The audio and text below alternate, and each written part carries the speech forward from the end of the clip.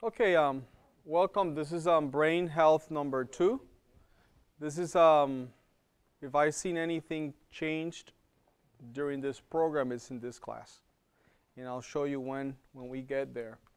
The class, as just going to do a review of the brain health number 1. In Proverbs 4:23 says, "Keep your heart with all diligence, for out of it are the issues of life." I mentioned that the heart represents the brain, and even though the Bible says heart, is typically referring to this part here. And we looked at these things. We looked at the brain requirements. We saw that it needs 33% of the glucose you consume.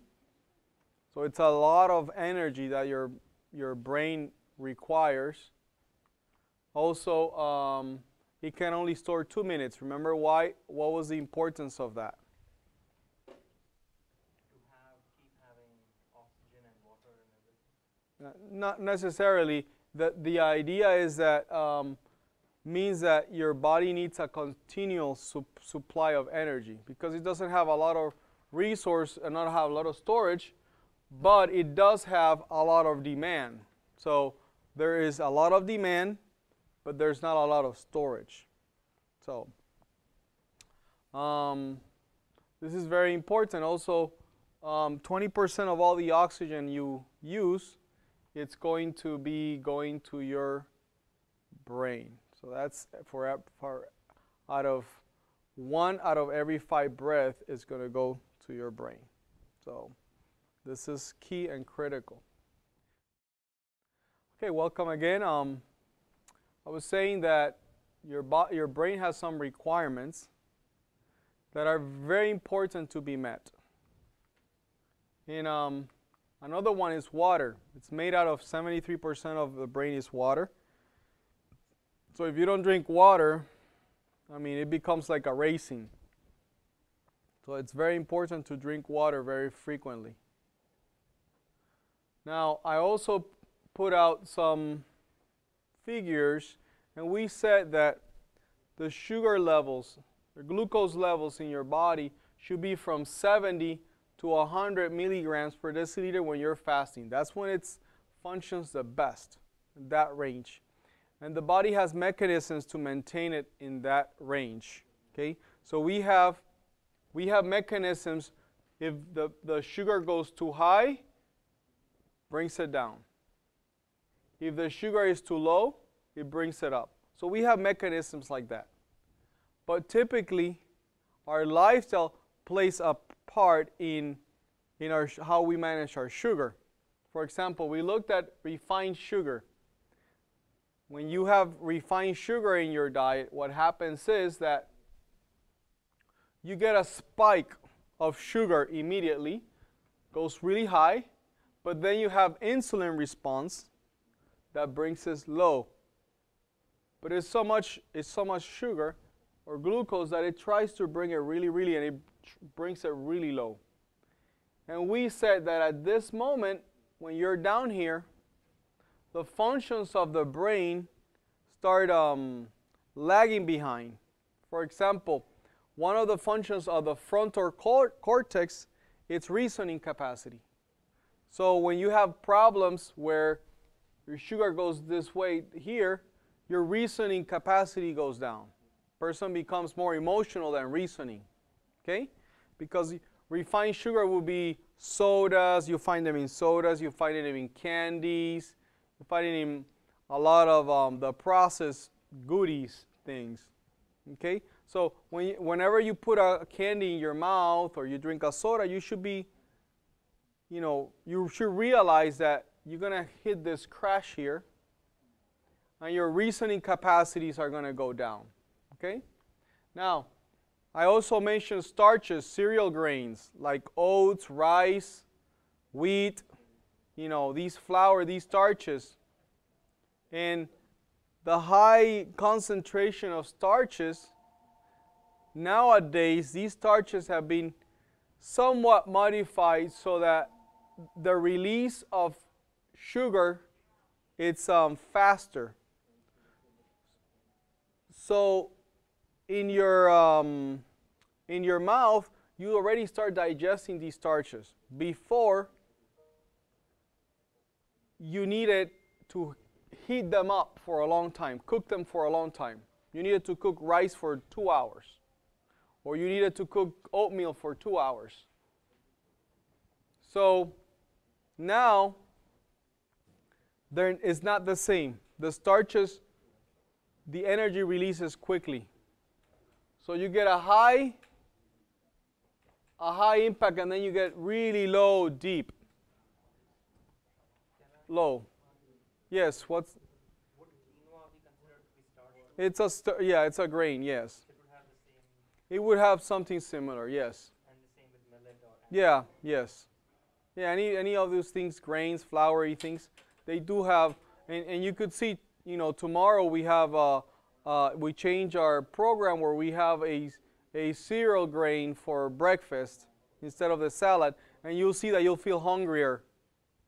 You'll feel hungrier earlier, sooner. Your body asks, I want more energy quicker. And today, you'll feel hungry, but it'll take you a little bit longer time, and if you ate a good salad. Now, caffeine has also the same distribution, where it gives you a high, but then it goes really low. You crash too. So tea, 5-hour energy drinks, caffeine drinks, these things bring it up and bring it down. Okay? Now, you could see that the majority of our meals tend to be in this area. You have a toast, you put some honey or jam, and then you have a coffee with it.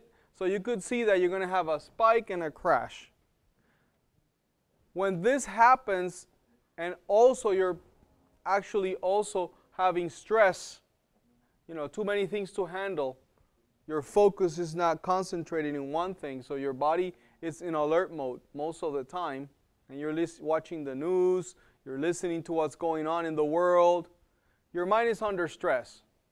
So you add a diet like this to that lifestyle, and the body has no capability of handling these things. And eventually, it'll tell you. Eventually, it comes to a point where your brain doesn't have enough energy supply to fulfill the needs of the brain, which in my point of view, the principal part is what the frontal cortex does, which is reasoning, intellect, judgment, and willpower. These are very important things, right, for you. For example, judgment is one of them. I can see and I can trace, you have this man that leaves his wife for another younger version of that, and you could see that they have this pattern. They're into the pastas, they're into the pastries, their breads, their coffee, that's kind of their pattern. So when they come to judgment, they like judgment. Or in businesses, people make bad decisions in businesses because their judgment, either too aggressive, they spend too much time here. Okay? So just to make Now, we looked at and we saw that the salad, it actually has an even distribution. Okay? So basically, you could have an even distribution with salad. It doesn't go too high or too low. And I have seen this with people with type 1 diabetes, where they eat salads in the morning and in the afternoon, and their sugar levels don't go really high. It doesn't go really up. Okay? Now, this is not the whole story. You have 6 hormones in your body to increase your glucose in your blood. So if it goes low, you have 6 hormones to bring it up. And you have one that if it goes too high, to lower it. Now, the question I asked you before is why is this, it's tilted to one side more than the other. Why is there 6 to 1? Why would God design you that way?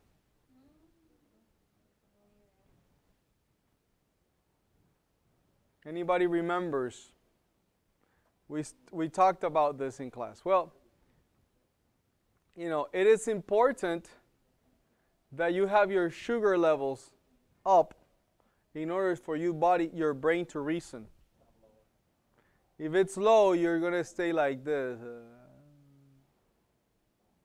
You see the person just very slow movement. Cannot reason, cannot have judgment, cannot have intellect. Things are starting to lag in the person's life. Okay? Now, another reason that brain gets sick is because of a lack of oxygen. We looked at we need a lot of oxygen. Just 2% of your body weight is in the brain, but it needs 20% of the oxygen. So when you have a lack of oxygen, you're always tired. People ask me, why am I so chronically tired? I mean, I'm always tired. Why is it? Well, because you don't have enough oxygen. When you don't have enough oxygen, you feel tired, you have energy. See, oxygen is needed to produce energy. So without oxygen, you cannot produce energy. Now, factors that deprive the brain of oxygen. Number 1 is blood sugar disorder. Insulin resistant, hypoglycemia, diabetes. Blood pressure disorder, low blood pressure, high blood pressure. If you have high blood pressure, your brain starts deteriorating because it doesn't get a lot of oxygen into the brain. It's have a hard time. If you have low blood pressure, the same thing happen. People that have low blood pressure tend to experience cold hands and cold feet. They tend to have that problem of cold hands, cold feet. And I say, I used to suffer from that a lot. That's why I always wear a hat, trying to avoid that. When the heart doesn't pump hard enough to get blood to the extremities, these extremities, think about them, their gravity is helping them. But here, the brain has to go up against gravity. So if it cannot go with gravity, imagine against gravity. That's why if you suffer from that problem, you should always try to cover yourself as much as you can. And even when the weather is cold, you need to cover yourself. I see the teenager, my teenage daughter, she always want to wear with sandals, even if it's cold like this. Although what happens is that the cold air goes into the, cools the feet down, and basically the heart needs to work harder to warm up those toes. So I tell you, you got to go back and change. So you see that happening a lot of the time. Well, people don't dress right. Because they don't dress right, they have a problem with their heart. Their heart has to work extremely hard. And the way I see things is that you live with you are born with a set amount of energy. And I call it heartbeats. So let's say you have 1 trillion heartbeats. If you make your heart work harder early in stage, when you are in the 3rd stage of life, your heart doesn't have the capacity to go. So when you have financially more stable, when you have more intelligence and wisdom, you have less capacity to do anything. And isn't that what we see? As people break the 60s, 64, 65, they can do less. They do less. They're less mobile. They're less active. Their life is dwindling when they have the financial and they have the wisdom to do things with life. They can't go where they want to go. What happened? They used all the energy in the beginning of life when they had less financial capabilities and they have less wisdom, less judgment. So, wasted life. So, we want to take care of bringing that energy, and using it according how we need. So, don't expose yourself to cold air unprotected, because it's actually going to cause problems. It's going to take away energy that you need later on. Anemia is a problem. See, anemia, you have a lack of oxygen. Okay, so obviously you're not going to get enough. And stress causes that problem. Now, another reason the brain gets sick is because of stimulation. I see that nowadays we are stimulated in one way alone. Either if you're good with computers, you're all day in computers. You're in front of a computer like I used to be. I used to be in front of a computer all day. And that's what I call monomaniacs. They do one thing well, but they don't have any other skills set to do any other things. For example, in my case, I used to be all day in front of a computer, and I could do many things in computer. But then I got home, and if I needed a repair of something, I called someone. Hey, I had the money, so why not? Somebody else is an expert on it, and I just didn't even look. That type of stimulation basically destroys your brain, because your brain does not expand. You grow in one area, but the other areas linger. That's why you could see a person that sits down and watches TV, or it's always in front of the computer. That person says, you know what, I want to grow in my life. I'm going to go to school and I'm going to take a class now. And when it goes to read a book, it goes like this. Falls asleep. And the book can be interesting, but they're not used to using that part of the brain. So they become, that part of the brain actually shrinks to a point where it just doesn't work very efficiently. And the brain, let's say, is like path in life. If you walk on the same path, it becomes easy to walk on it. But if you have to start a new path, it's hard. There's some resistance to start that path. So that's how the brain works. Now, the two activities that I know that expands the brain, because your brain can expand throughout your life, okay? Out of one neuron, one brain cell, it has hands called dendrites. And these are connections to other parts of your body, and also connections for thoughts and different way of looking at life. And if you learn a new language, you desire to learn a new language, you get expansion of these hands, more connections. Or also learning a new instrument. So if you want to continue to grow, your brain to grow, you want to do that. The brain is the only organ that always develop if you feed them right. When people get old and start losing their memory and their brain, is because they have this problem, a lack of stimulation. Okay? Their brain should never get older. The brain should always grow.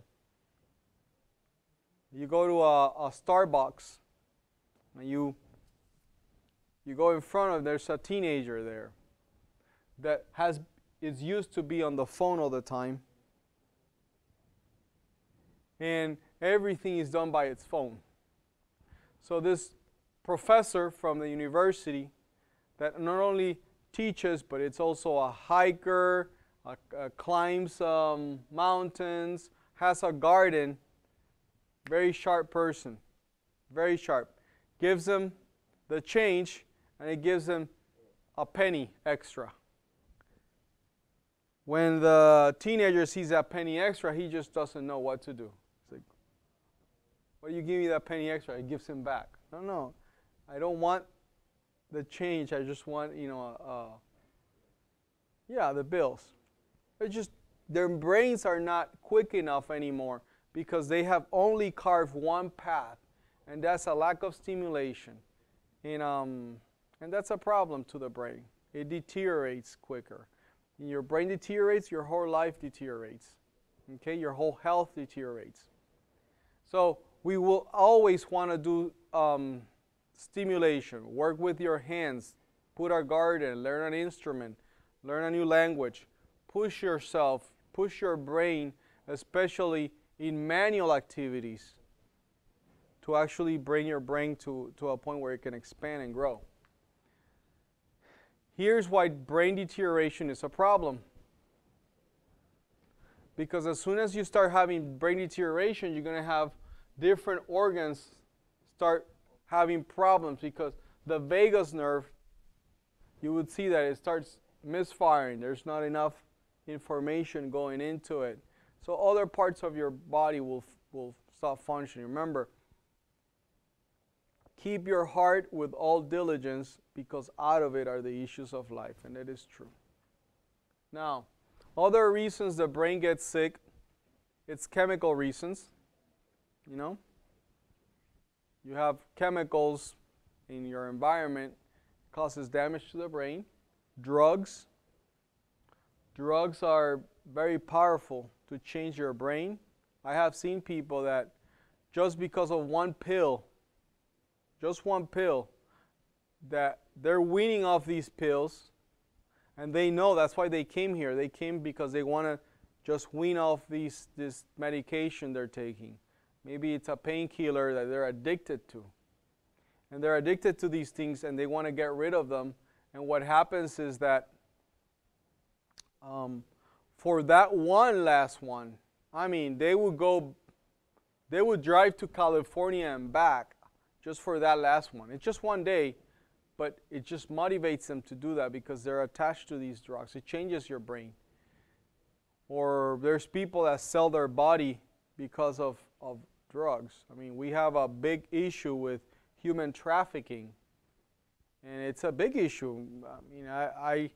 I've been aware of it, and I didn't pay attention. I thought it was just something out there, but I see it's very close. And what they do, they hook these people on these drugs, and then they just control their lives through it because their brain changes. Another thing is mold. Mold, it's a serious problem. Mold is a serious problem where you could see that this is a healthy brain. All the blue is the connections to this brain. And you could see how it starts deteriorating. And these are aflatoxins and different mold or funguses that can destroy your brain. So if you live in a house that has mold, you should be very concerned. You should try to do something. Excess of food. That also causes problems to the brain.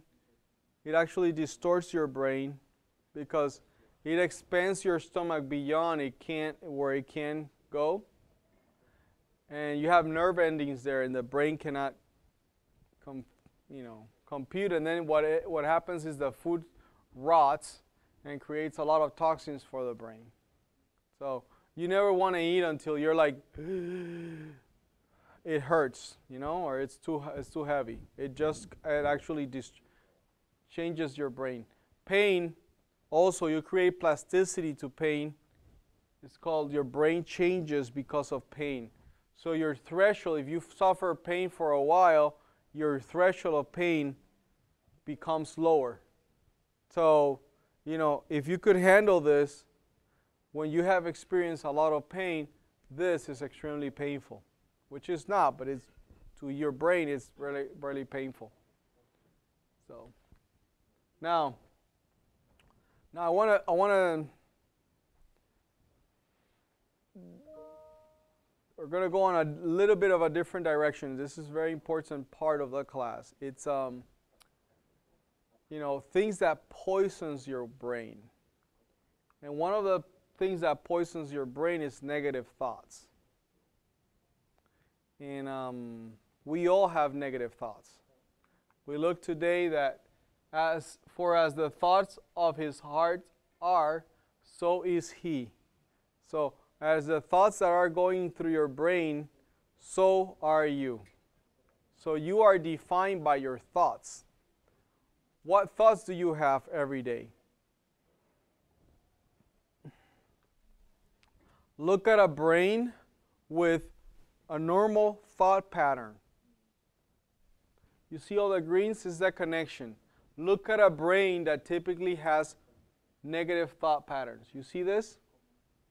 Dr. Karen Leaf, she's a neuroscientist, she was explaining, she has a book, she's explaining how negative thoughts destroys your brain and your health. And basically what it is, look at what it does. This is a brain, a neuron under negative thought patterns. Look at what happens. This is a healthy brain with connections. You see all these connections? I told you you could get on one neuron or axon, you could get up to 70,000 connections. This is a person that it's well-rounded person. Okay, could do many things. Is well-rounded. And look, this is great. But a person that happens to have negative thoughts, look what happens. It destroys your connections in your brain. Here's how this does this. It creates these spines, these thorns, you would say. These thorns in the brain, in the base of this part here, and it just not allow things to grow here. So the person's life starts dwindling, and the reaction to stimuli and surrounding starts going down because they have negative thoughts. Now, this is extremely important. I don't know how much to stress the importance of dealing with negative thoughts. The problem with negative thought patterns is that when you put you create a path, the brain is going to go through the path of least resistance. For example, a person that walks into this room and the first day he says, I'm going to sit here, he goes, sits there. The next time he comes, he's not deciding where he's going to sit. If that seat is open, it's going to go to the same seat. And again, the same thing. It doesn't go, and it goes to the same seat. Why does he do that? Why does he go to the same chair? It does that because the brain is lazy. Once it opens a path, it would not want to open a new path and make that decision. Okay? The same happened with our thoughts, any thoughts we have. Once you do a negative thought, you have negative thoughts, it always wants to use the same response to stimuli. Okay? Yes, you have a question. That's where we're going to go next. How we change this. But before that, I think you have a break for juice or something. So let's take a break now. And Let's take a break and we'll come back in 5 minutes, okay? Okay, welcome back. So sometimes when we have these negative thought patterns, we don't realize. I was going to show you, this is dendrites here. You can see the dendrites, and you see how great those connections look. But in the base of this, you could get these thorns, and it just kills all these connections. So your brain actually deteriorates fast, and your body health deteriorates really fast in these conditions. So I just want to make sure that we understand that negative thoughts have an effect. We do have we have these patterns, and they are, for example, we have an all or nothing approach to life sometimes. So when something goes bad, it's like everything is going to go bad. See, that's a distorted pattern. It's not true. You just have one failure doesn't mean that everything is a failure. Okay? But you have to make sure that you're realistic with what's going on. You follow me, right? Another one is overgeneralizing. You know, that's a very distorted thinking pattern where you overgeneralize, saying, well, they don't like, this person doesn't like my accent, so it assumes that everybody else don't like my accent. You know, I have problems with my accent. So it's a overgeneralization. It's making, you know, one single circumstance is just making it bigger than it is. Another one, it's mentally filtering your experience. What that means is that you put a filter to things, and you see one circumstance as, for example, I'm sick, right? Let's say I'm sick, and you know, I was able to only do the dishes, but I had a list of things to do. I said, man, I was really not able to do anything today. You see how the mind works? I was not able to do anything today. Now, you were so sick that you were able to do at least the dishes. So you could say, you know, man, even though I was sick, at least I was able to do the dishes. That's great. You see the same thing twisted around, changed around. Or jumping to conclusions. Have you ever jumped to conclusions? Lots of times. We jump to conclusions, and these are negative ways of looking at things. You know, you see something, and you perceive it wrong, and you jump into conclusions that are not there. You know?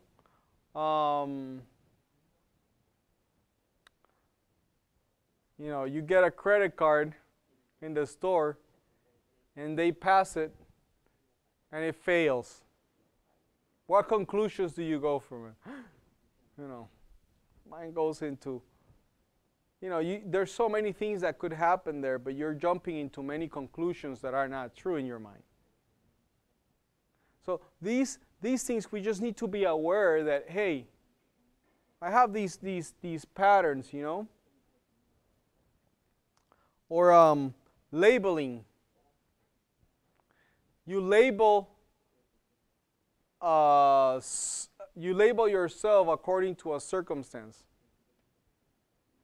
For example, your child comes with a question in school, a math question, and you're like, I don't remember this. Well, you say, man, I'm really dumb. I just can't figure this out. That's not true.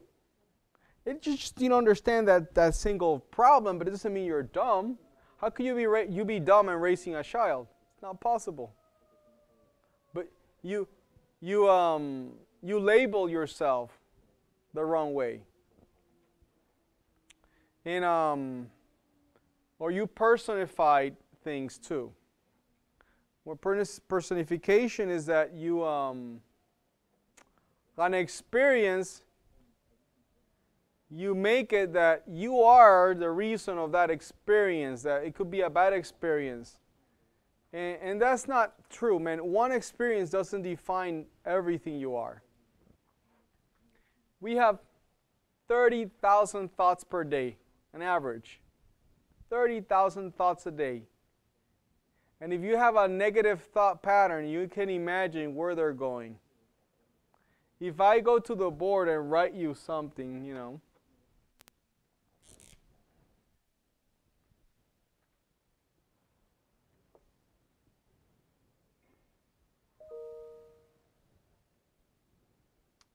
say there's water here.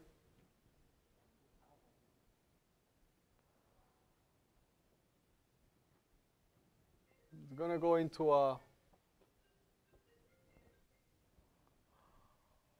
Where do you think the water is going to prefer to flow? Here or here? Yeah, in the wider one, right? If you have a negative thought pattern, when you see a stimuli, you're going to be going through this pattern more than you realize. Oh, you know. And what happens with negative thought patterns? It destroys your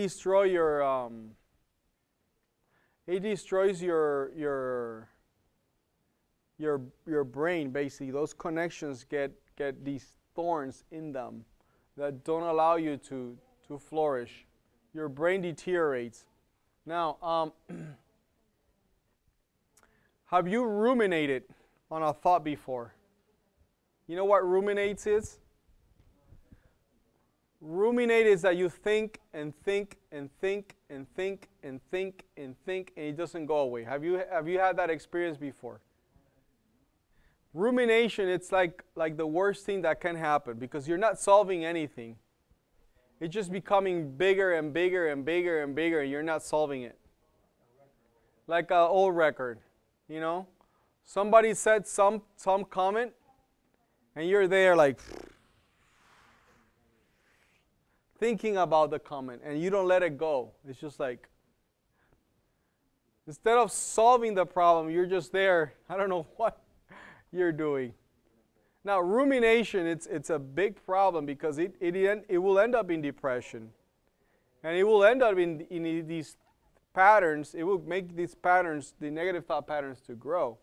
Look, fear can trigger 1,400 physical and chemical reactions plus 30 different hormones. Just fear. So let's say you're afraid of dark. Boom. And it becomes dark. Here's what's going on in your body. Your body's going like, wah! Just because of fear. Now, how do you change these things? Because they actually are limiting to life. They're going to destroy your life. So you're here thinking that, hey, I'm eating wrong or I'm eating right. But what's going on is what your thoughts are. The problem is your thought patterns. That needs to be filtered and clean. So, you know, sometimes we are afraid of things that really are not. For example, we might have fear of rejection. So, you know, this person, I find it intimidating.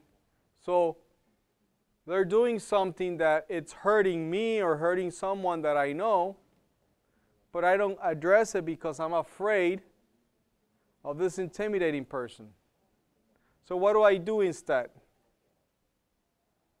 I ruminate.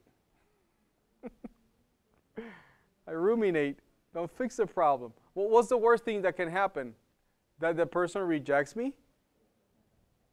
Well, I mean, what matters? You're not going to be a $100 bill, right? You cannot be liked by everyone, but you could do it with love. You could say, you know what, you could say, you know, I have this story in my mind that maybe you don't like me that much because of this and this. When you say those words, I have this story in my mind, you're actually not accusing the person, you're actually pointing it to yourself, so you're lowering that guard of that person. I have this story in my mind that, I mean, I think that I'm thinking these things. And the person says, no, you know, oh, no, that's not what I meant, or that's not my intention. I'm sorry you took it that way. See, you could try it. I have a story in my mind. Just that sentence, try it out. Now, your brain has neuroplasticity, meaning that it can shape itself. It helps that you have a good lifestyle and you exercise. It's easier to do neuroplasticity when you have those. But basically, is you can create new connections. New connections that can get you ahead of the game. There's this story of this this professor in university. He used to climb mountains. Around 60, he had a stroke. He couldn't walk, he couldn't move. One of his sons was one of the leaders in neuroplasticity, studying this neuroplasticity, a scientist. And another one was a surgeon. And, you know, he decided to try some of the things with, see if his father could recover from the stroke.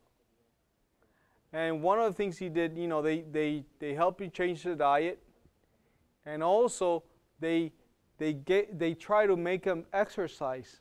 Now he couldn't move very well, so how could he exercise? Well, they started baby steps. And you could see in one time when they're narrating the story, one time they would have a barbecue and invite friends over, and his dad was crawling through the whole yard. He started crawling. I mean, it's just that's how he could move. And then, you know, later on he became able to stand and to walk. He went back to school. He continued to be a professor. He went to climbing. Years later, many years later, the guy dies of a heart attack. And some colleagues of the surgeon son says, you know, will you allow us to see the brain of your father? Because he had a stroke, he wasn't moving, and all of a sudden he recovers all functionality. Can we see what happened in his brain? And what they experienced, you know, it was a hard thing, but they allowed it. And what they saw was that there was a big crater in the brain, just like a massive stroke. And then there's all these connections on top of it. The body had restored these connections again. It's amazing.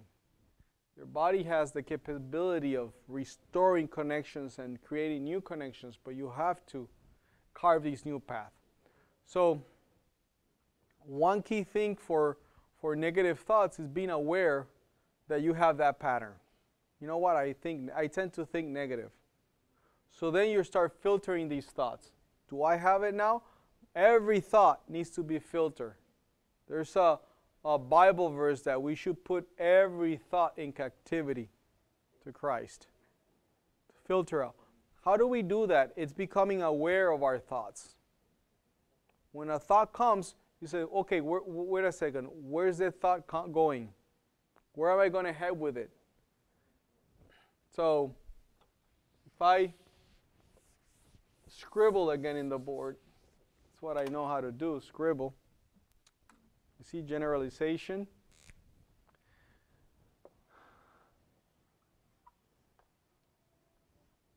So I have this dendrite, this axon, and then I have dendrites. I have another one. And let's assume that this is here.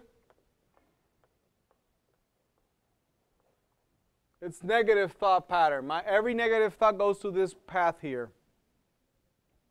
How can I change this? Well, they say that, you know how long it takes to get rid of a habit? 21 days. Not really. No, more than that. To get completely rid of the habit. Not 1 month.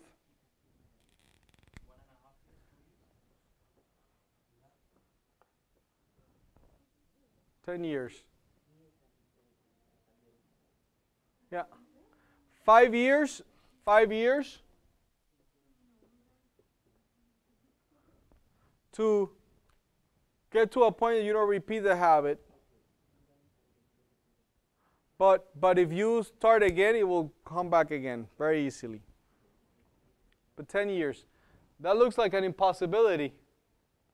Now, it takes around 28 days to start a new habit. And then you have to continue to work on it. Habits you have to continue to work on, because you stop. If you have the habit to brush your teeth every morning, if you stop doing that for any reason, then you're not going to have the habit anymore. You got to work on it all the time. But it takes around, to really establish it, it takes around 3 cycles. 28 days.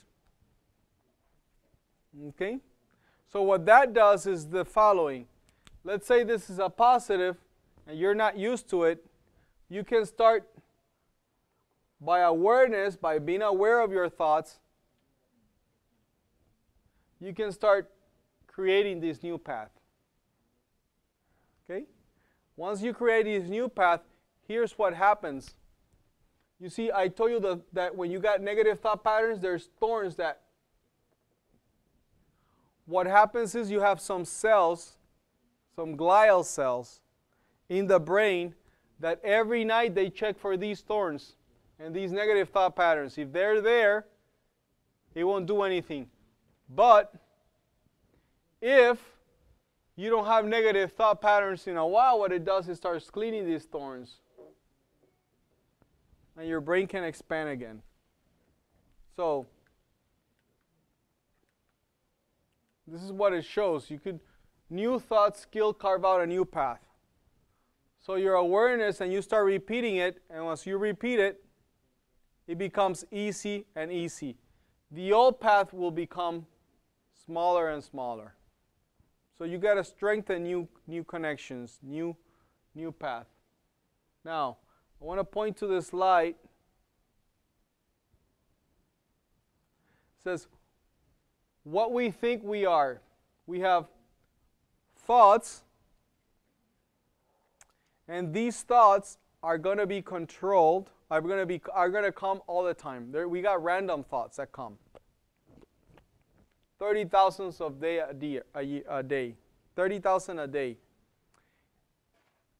I would say what you feed on your life will take ownership of that thought. If you feed of things that are positive, your thoughts are going to end up being positive. If you're the person that always watches the news all day, you're always watching the news, what positive news do you find? Out of 10 negative news, how many are positive? 10? One, like a panda is born in California Zoo. Yeah, exactly. Exactly, something like that. But it's really hard to find positive news. But if you feed yourself of negative stuff, if you feed yourself of negative people around you that always on, everything is wrong. The world is ending and it's wrong. I know the world is ending, but it's all wrong. It's just over and overly and overly and overly. The Bible is very clear. You should think of whatever is true, whatever is positive, whatever is good, honor, because these things change your life. Look, a thought becomes what? A belief.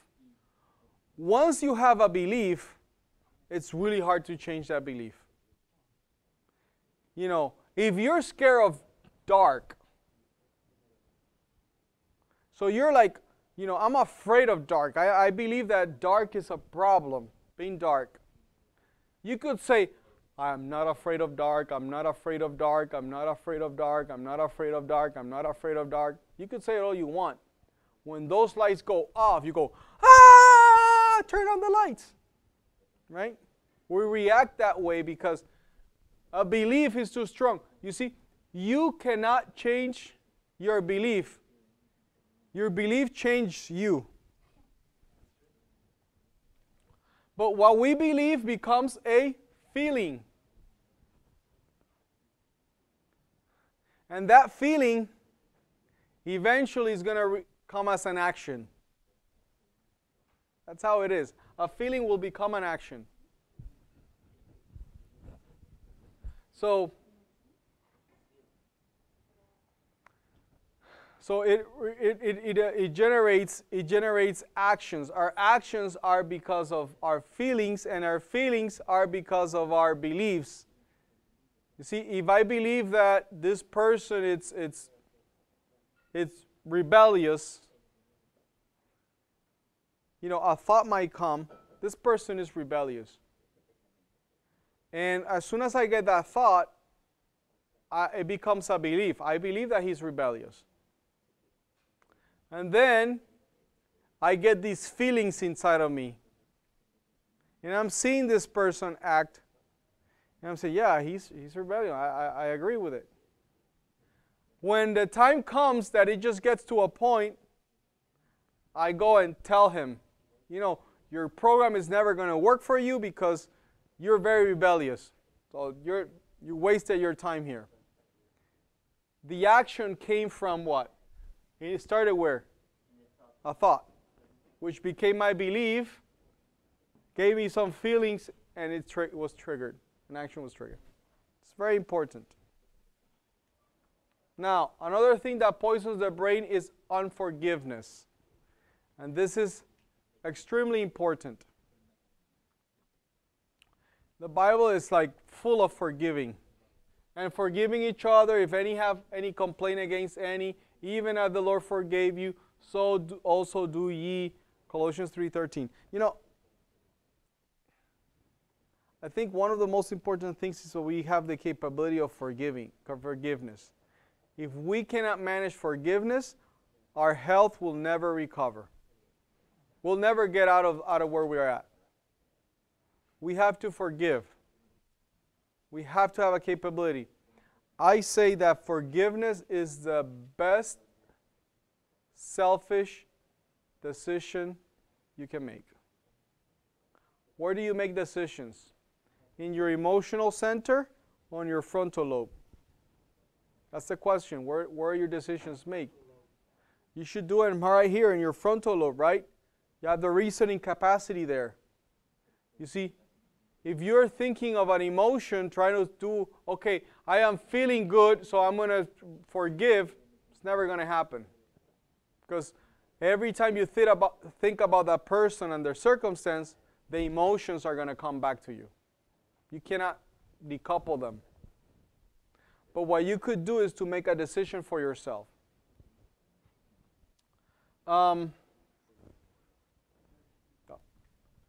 What happens is that you get these nuts when you don't forgive. And it destroys your health. I say that most, not all of them, but most problems that are related to pain are because of unforgiveness. That's what I believe. Because I have seen it here all the time. Had this lady that had lupus. sat on the back because always sleeping in the class. Didn't like anything that we prepared here. The food, never was able to eat any salad, nothing. You know how much juice that person was able to drink? This amount through the whole program. 21 days is all the juice they can drink. Just this. And you know what that juice was? Half apple, half cucumber. 2 fingers, the whole program. 2 hours with a salad that says you just couldn't eat it. Nothing. Nothing could go through her mouth. Nothing at all. Nothing. Couldn't handle it. When did the cleanse, the stones didn't come out the right way. Came out through the mouth. I mean, I saw them and like that. I mean, nothing. There was nothing we could do to help this person. And on top of it, was asleep the whole program. Never awake. At this moment, in this part of the class, that person wakes up. Sitting on the floor, remember? Woke up and listened. When I took that person, to the airport, said, miss, I'm not sure if you, we were able to help you. You have to come back, and, we couldn't help you because really it was sad. Well, left, never heard from her again, and then all of a sudden, like a couple of weeks later, I receive a call. Hey, could you pray for me? I'm going to forgive this person. Sure. A week later, hey, could you pray for me? I'm going to forgive this person. Could you pray for me? I'm going to forgive this family member. Sure. How's everything? Oh, it's okay. Never heard again for four months. And through the process, I started receiving these cashier checks. But since this building was owned by some other group, I thought there was a check for something else. So I just kept them. And I was keeping these checks, but they were checks of $15, $20, things, very small amounts. So I kept. 4 months later, that person calls and says, hey, how's everything? And I said, yeah, have you received my checks? And oh, these are your checks. What are these for? I asked. Oh, I just want to donate them. Oh, great. Thank you very much. By the way, I just came from the doctor's office, and they can't find the lupus markers anymore. And I'm like, how does this happen? Another lady that came like this, extremely healthy, ate healthy, like this. Pains everywhere. After this class, she stopped me and says, I thought I'd forgiven my family member. But after looking at this, maybe I still have that mind. It comes back to mind all the time. And maybe I haven't dealt with it the right way. I say, yeah, I'm probably, Well, this person, this family member, was her mother, had a controlling power over the life of this woman. It's an older woman. It was probably older than me. And we worked something out. And she said, I'm going to go to my country after this program. And my mother is there. And I'd rather go to Europe, but my husband wants me to go to my country to visit. And obviously I have to visit my mother, and I don't want to. And I said, it's a great opportunity to forgive her. Because she explained all the things, and I said, it's a personal opportunity for forgiveness. Well, she goes, and we communicated through WhatsApp. And she said, I talked to my mother and forgive her. I said, great. Next thing I know, calls me and says, my mother had a stroke. Like, wow.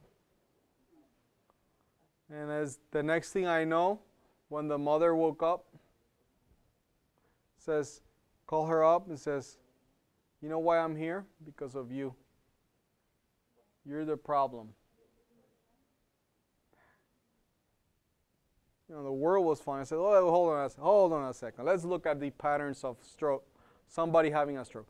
Did this, yes, check. This, check. This, check. This, check. Okay, so had nothing to do with you. Not even close, okay? So stay with her mom. Her mom recovered. Came back to the States. And around Christmas time, I received a WhatsApp message. And the message read like this. Oh, I'm so grateful for I just want to give thanks to the Wellness Center because, you know, it was a great experience for me. And now I'm using my vacuum cleaner. I'm like, you know, I got so many messages, so many people calling, so many. What's wrong with this message? And I was like, I didn't understand what was going on. And then later on, like 10 minutes later, I received the other part of the message that says, you know, before I was watching my life through the window. I couldn't move. I just was in such pain. My life was just stagnant. Actually, I came for the Christmas program at church, and people were surprised that I was here in wintertime outside in the church, and I could enjoy everything on the program. So I'm extremely thankful for it. Last thing I know, she was traveling the world. What was the key? Forgiveness. You see, when you forgive, you get rid of the chains that chain you to that person. You free yourself from it. So I say, you know, if you don't know how to forgive, we have to learn how to forgive. How do you go about it? You know, forgiveness is not about getting to like that person now. Oh, I have to like it because I forgive him. No. If a person cannot be trusted, it cannot be trusted, but you can forgive them. See? Now, there's this guy that it's unfaithful to his wife, and the wife says, you know, you're not coming back. Forget it. That's it. And he goes to the minister of his church, say, you know what, I did wrong and this and that. I'm human, blah, blah, blah. And the minister goes and visits the woman, says, you know what, this man is, you know, you should work your marriage out. You could work these problems. We'll give you counseling. So she takes him back. Then he does it again. And the same story. He goes to the minister tries to, and she says, oh, hold on a second. This man has demonstrated that he's not worthy of my trust, but he's worthy of my forgiveness. When you forgive, you heal yourself. It's a selfish decision. That's what I say. It's a selfish decision. You're not making it to like that other person again. You're making it to heal yourself. Now, in the process, the outcome will be that you don't have any wrong feelings towards that person. That's the result of it. But that's not the original intention. The intention is that you can heal yourself. So it's a selfish decision. You got to break this chain. And the way I would recommend you to do is pray for that person every day. Say, you know, God, help this man, or help this woman, or help this child, or this family member. Help them. I mean, if it's about feelings, I don't feel it. Feelings are not related to this. This is something that I'm doing because I know that it's the best thing for me to do. And do it. You'll see that there's going to come a point that you don't have those feelings towards that person anymore. You know? I mean, it doesn't have to be you bring them back to your life and sit them on the table because they might be not trustworthy. They're still not in that mindset that can be trusted. But you already did your part. You forgive them. Completely forgive them. It sounds strange, right? But it's a step. I'm just giving you some steps. Now, other factors that poison your brain, it's lying. He who speaks lies shall perish. You see, when you speak a lie, your brain knows about it. And basically, it creates some distortions in your brain. And it actually affects you.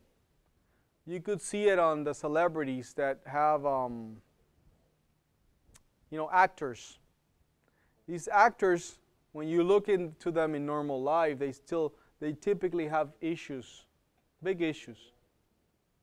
And some of them kill themselves, some go, and you think it's fame. It's not fame. It's just basically they're putting a front that is not what their brain knows of what is true. And it could be very subtle, but it actually has an effect in your life, lying. Now, when you change the way you look at things, the things you look at change. Let's read it again. When you change the way you look at things, the things you look at change. Wonderful, huh? Now, do you need to detox your thoughts? How many could have, would have, should have statements you made today? I should have done this today, or I could have done this, or how many if only were part of your inner vocabulary today? If only I. What about how many times you replay in your head a conversation or a situation that pained you, or one that hasn't occurred yet? How many times you're playing a conversation or a situation in your head? How many scenarios have you created of unpredictable future? So you haven't left this place, but now you're thinking, this is what's going to happen. I know this person is not going to like what I'm doing, or I'm not going to be able to have time for this, or how many of that have you had today, just today? How much speculation talking, how much is speculation talking out of your day? So you're speculating of things in the day that is not true. What about how passive is your mind? Or how honest are you with yourself? Now, I want to point out that this is extremely important, to be honest with yourself. Are you at cross purpose with yourself, going through motions but not really committed to the goal? Saying one thing but meaning another?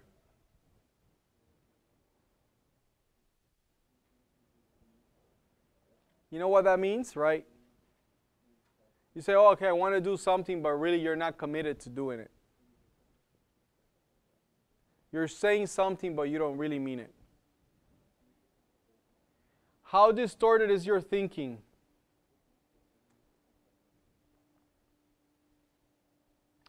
Are you forming personal identities around, for example, a disease? Do you speak about my arthritis, or my multiple sclerosis, or my heart problem, or my diabetes? You own these things. And do you ever make up comments like, nothing ever goes right for me, everything I touch fails, I always mess up? Is that part of your vocabulary? I think there's time for a break right now, another break for 5 minutes. So I'll have you take a break and we'll come back and finish. We're almost done. Okay, welcome back. Best way to heal the mind. You see, you cannot expect for your circumstances to change so that your mind can heal. That your thoughts, your perspective change because your circumstances around you have changed. You cannot do that. I'm going to draw something quickly.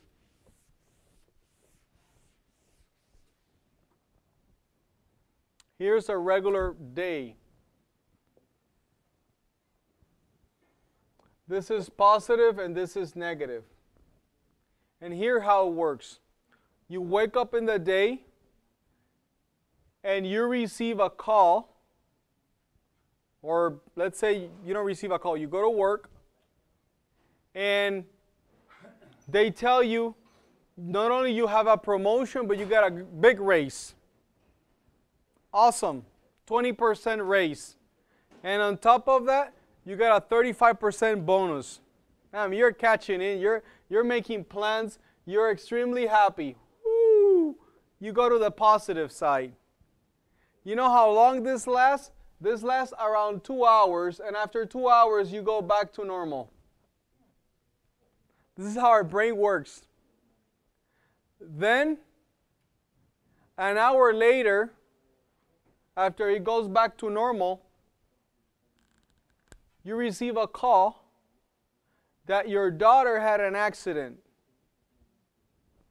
Boom, goes down here. You know, you're thinking about insurance, you're thinking about this, if she's okay. Everything is okay.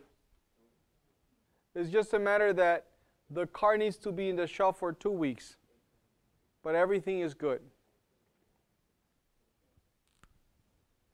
You stay down here. But when they tell you everything is okay, you go a little bit high. You never go back to normal. Your mind is like thinking. And then, you know, they tell you that, she tells you, that it was not my fault, somebody came out, but the insurance of the other person is going to take care of it. But now it's 2 weeks. So I'm going to be 2 weeks without a car. Now we have to make adjustments. Somebody has to give her a car because she needs to go to school. And it's my car, so now I have to. Never gets up.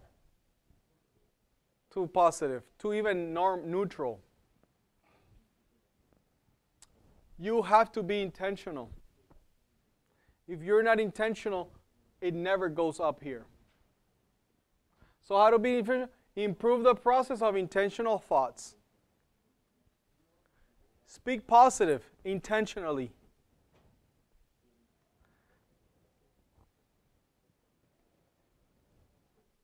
Make gratitude an daily routine.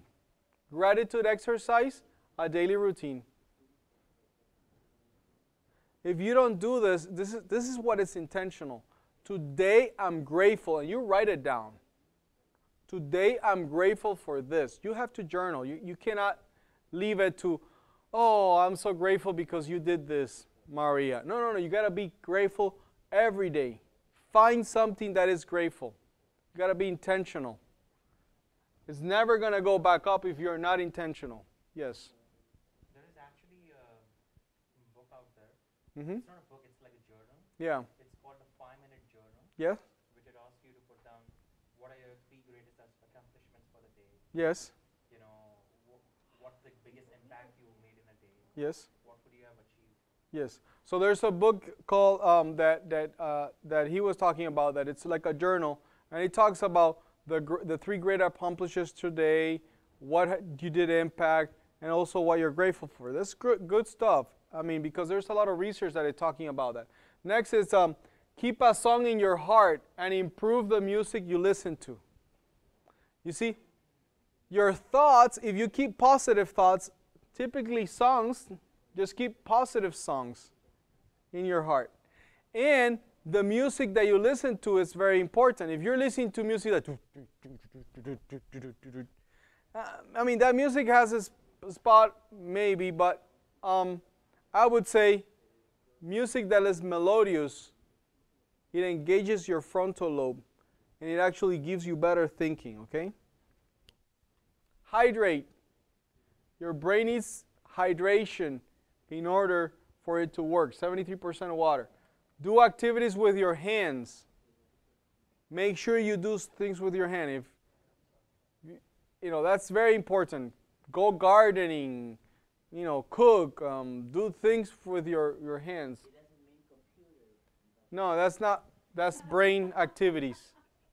Computers are brain activities. Improve how you feel with exercises. Go for a walk every day. Make sure you do. Oh, it's painful. Forget it. Just go for a walk. Do whatever you can. And organize your life. If you have a mess, your life is going to be a mess. You see, there's two things, and I didn't put that there, but there's two very key important things. Organize your life, and also consider your health. See, you put attention into those things, the others are going to follow.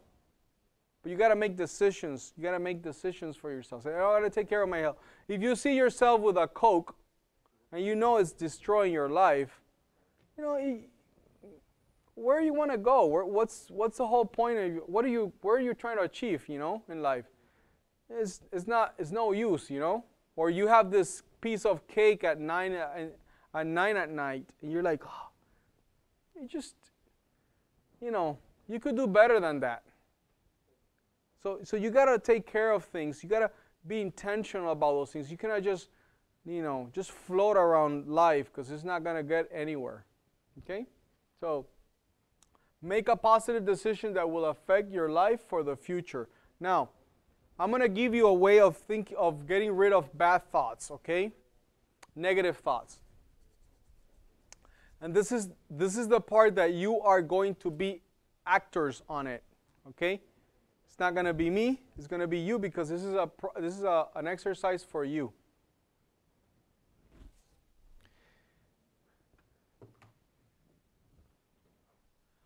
How do I erase negative thought patterns? You can treat thought patterns as a material object. Okay. Here is a negative thought. Can you see it? It's in my hand. Can you see this thought? Do you see it? No, you don't see it. It's not material. Now, I have a cell phone in my hand. Can you see it? It's a material object. Treat your thoughts as a material object. There's studies that were done on this, and it will decrease or increase their impact in your life. Look at this. I'm going to go through this for time, and then I'm going to show you. Study number one. They took teenagers, they went to a high school, and they did this experiment. And they asked them about their body image. Teenagers, body image. Can you relate? Remember that time? You're a teenager, you're walking in the bathroom, and you look at the mirror and you're like, and you go. That's how teenagers are. No matter where in the world, that's how they are. They just go, look in the mirror, like, and continue. They're very conscientious of their body image, right? So they were asked to write about their body image. Here's what they did. Each participant was told to write down their positive or negative thought about his or her body during a 3-minute period. So they have 3 minutes to write any positive or negative about their body. I'm fat, I'm skinny, I'm healthy, I'm this, whatever. Now, all participants were asked to look back at their thoughts they wrote. So just look back what you wrote. Then they split them in half.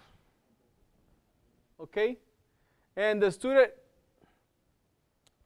they were told that half of the students were told that to contemplate their thoughts and throw them in the trash in the room. So you look at your thoughts, and now you're going to take that paper, material object, and throw it in the trash. The other half were told to look at what they wrote, look for spelling errors, and then fold it and keep it in their back pocket. Their attitudes were 9-point scale, like bad or good, my body is bad or good, or it's attractive or unattractive, or I like it, or I dislike it. 9-point scale. Here's the results. As expected, participants who wrote positive thought had more positive attitudes towards their body a few minutes later than those who wrote negative thoughts. It's normal, right? Those who wrote positive thought, when they get where they had to write a score, they said, I have a positive outlook on my body than the other ones. But here's the thing. However, when they threw their paper away, they didn't consider them anymore, whether they were positive or negative. Wow. This experiment has been repeated many, many times. So after they threw away their thoughts, they didn't consider them. Even though if they were positive or negative, they didn't consider them anymore. It's like they were gone with the paper. Create a material object. And this has been done many, many ways. So write them down, make it a material object, and throw them out. Now, there's a study done for how do you achieve goals. And this is a study done. It's a good study. And basically what they did is they say, you know what? Think about the changes you want to do in your life. Okay? And basically think about them. That's what they did. And when you're going to achieve them. Groups 2 to 5, there's the first group. The group 2 to 5 were say, think about what you want to do in life. Oh, you know what? I want to change my life to be a healthier person. Or I want to run a marathon, or whatever it is, right? So, group 3 was asked to write action commitments. So it says, I want to change this, and this is how I am going to do it. Okay? Group 4, they have to write their goals, write the actions, how are they going to change those goals, and also share these goals with a friend. Hey, Hercules, here's what I'm going to do. I am going to change I'm going to change this, but here's how I'm going to do it. And he shared it to you. And group 5 went a little bit further. They did the same as group 4, but they did something else. They kept in contact and say, here's where I'm going, here's not where I'm going, here's where I fail, here's where I'm doing. Just kind of accountability. Results. Group 1, the ones that just thought what they wanted to do, 45% were able to achieve it. Group 4, the ones that thought what they were going to do, wrote it down, wrote what they were going to, how they were going to do it, and share it with their friends, 62% were able to achieve it. And those that went a little bit beyond them, that became accountable, show pictures, here's where I'm doing. This group, 76% of the group were able to achieve their goals. That's great. My study proves empirical evidence for the effectiveness of 3 coaching tools: accountability, commitment, and writing down one's goal, Matthew said. When you do a public vow, when you do it in public, you have high probability of success. For example, people that got married in public have a higher probability of staying together than those that didn't do a wedding in public. Same with baptisms and all those things. When they're in public, things that are in public have more probability of succeeding.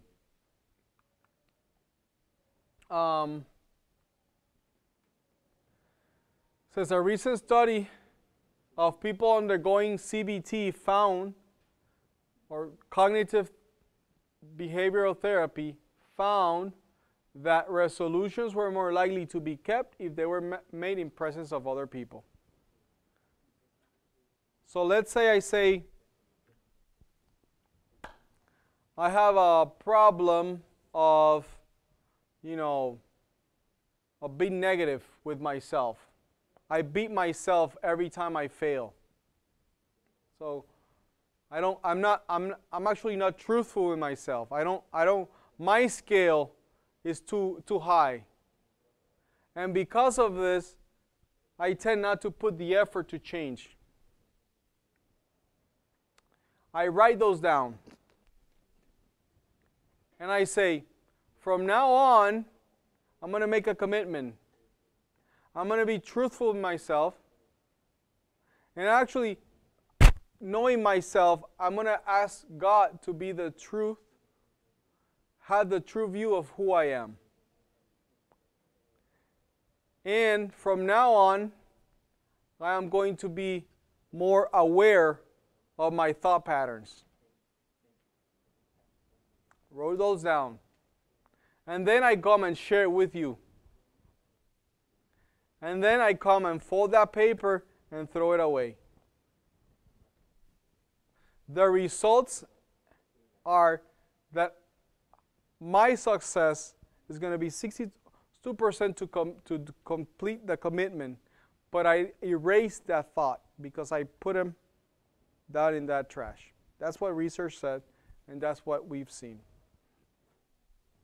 Now, here's where you're going to participate in this. Not now, okay? I'm going to give you a paper. I'm going to ask you to write these thoughts. It could be, you have had an experience in your life that, somebody did something to you that is just painful and you haven't dealt with it. You thought you deal with it, but you haven't dealt with it. And it has caused you to be apprehensive of relationship, of having real relationships. And commitment, being able to commit. So you shy away from commitment. Well, you're going to write those down. And you say, you know what? That's old stuff for me. I'm going to start new. And I'm going to forgive that person. And not only that, I'm going to be able to open up to other people, to have real relationships. And then you're going to write it here. Tonight, you're going to do this exercise. And you're going to tell your friends, this is what I'm going to do. We're going to have a box. You're going to put it in the box. And we're going to burn it. Now, this exercise is not for me or for anyone. This is an exercise for you. You can take advantage of it or you can leave it. I would say that it always works, or at least works when you're sincere on it. If you just go and say, well, I just want to eat healthy and I'm going to commit myself to eat healthy. That's pretty vague. There's a reason you haven't been eating healthy, because you knew that you needed to eat healthy and you haven't been eating healthy. So there's a underlying thing. If you don't deal with the underlying problem, you're not being truthful with yourself. So this is something that it's a powerful exercise, and I encourage you to do it. Okay? So I'm going to pass the papers around, and you bring them this afternoon.